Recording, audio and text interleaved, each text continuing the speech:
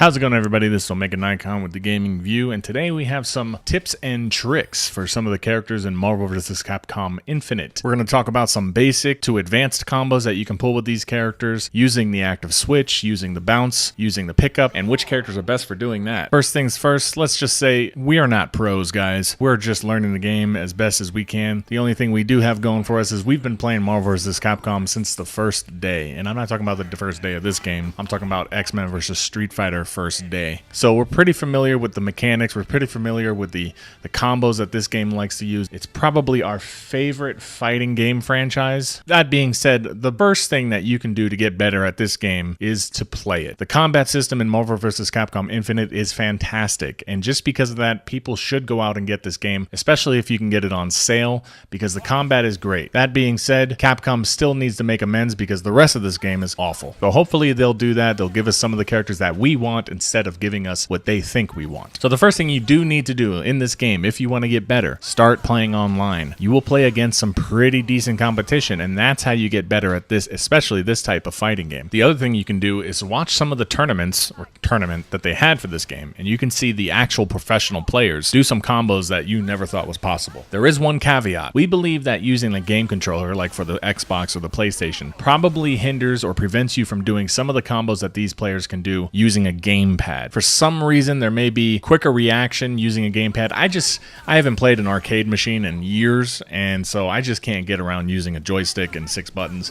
It's kind of awkward for me, so I'm fine using the gamepad, and you can still pull off some pretty amazing combos using your gamepad, whether it's with Xbox or PlayStation. So the first character we're going to highlight is my personal favorite character, and that is Gamora. And I'm going to use Ghost Rider as my secondary character. I do like to use Ghost Rider, although I switch between him and Strider most times. But for the sake of this video, we'll go into a little bit about Ghost Rider until we give him his main video. So here we have Gamora. So one of the main things I like about Gamora is that she's a well-balanced fighter. She's pretty fast, she deals out a ton of damage, and she can take a ton of damage. Now the biggest thing you're going to have to get used to with this game is using this active switch, because we don't have 3 characters anymore. We no longer can just bring a character in to assist. We actively switch. It's a great technique. I'm surprised that it was done so well, even because I was one of the ones that was criticizing it at first. But if you can master the active switch, the bounce pickup, and the ground pickup with certain characters, you will definitely be a force to reckon with in this game. So work on your timing. Timing is very important. Sometimes you get into the mode where you just want to rush, and that's not always well, especially with some of these characters. You got to be meticulous with the combos that you do. So Gamora herself has a lot of interesting techniques.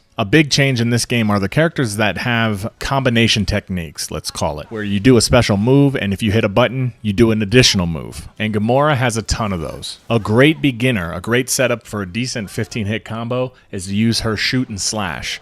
Now, you can do it with down forward low kick or down forward high kick.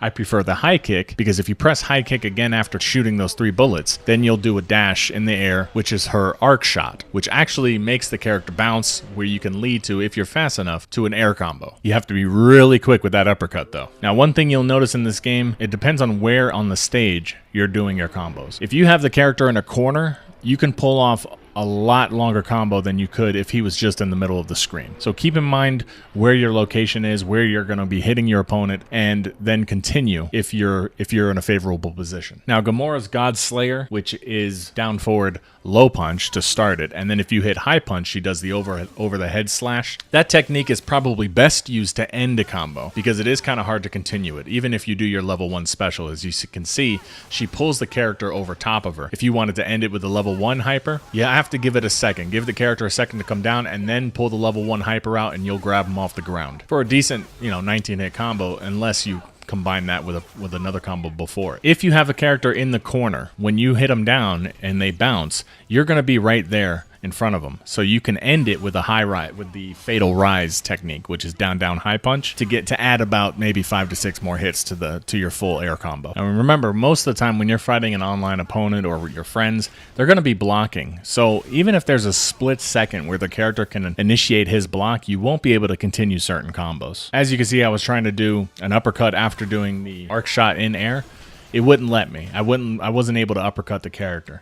So that combo will end right then and there. So the best technique to do after you bash a character to the ground, especially in the corner, is the Fatal Rise down high punch, because you can grab him off of that bounce and add, like I said, 5 or 6 more hits to your combo. One of the great things about Gamora as a fighter is her level 3 hyper combo. You can hit that from anywhere on the screen. Obviously not in air, she has to be on the ground, but you can be up close, right up against your opponent, or you can be as far away as possible and pull the level 3, and you'll still connect if you get a clean shot on your opponent. She has one of the most versatile level 3 hypers, which is another reason what, in my opinion, makes her one of the best fighters in the game, aside from the fact that she's new and we haven't had her before. Now, although Gamora does have projectiles that she shoots, she is mainly an up close and personal fighter, which is why I like to pair her with Ghost Rider, because Ghost Rider, if you're good with him, can control the whole screen and from a distance. Here we have Ghost Rider. Ghost Rider himself is a great character, especially for keeping your opponent at a distance. Ghost Rider,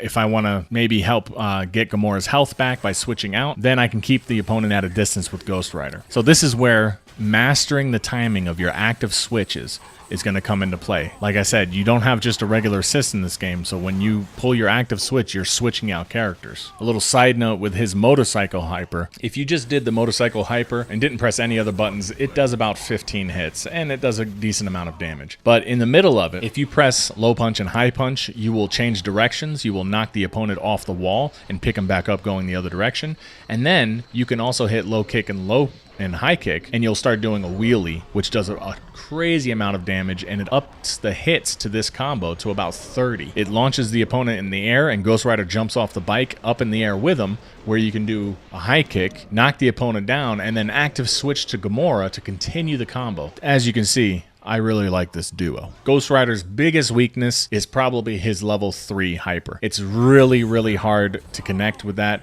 You have to be up close with the character to your opponent to grab him, and you got to make the timing correctly, because sometimes his arm will be over the character and it doesn't grab at all.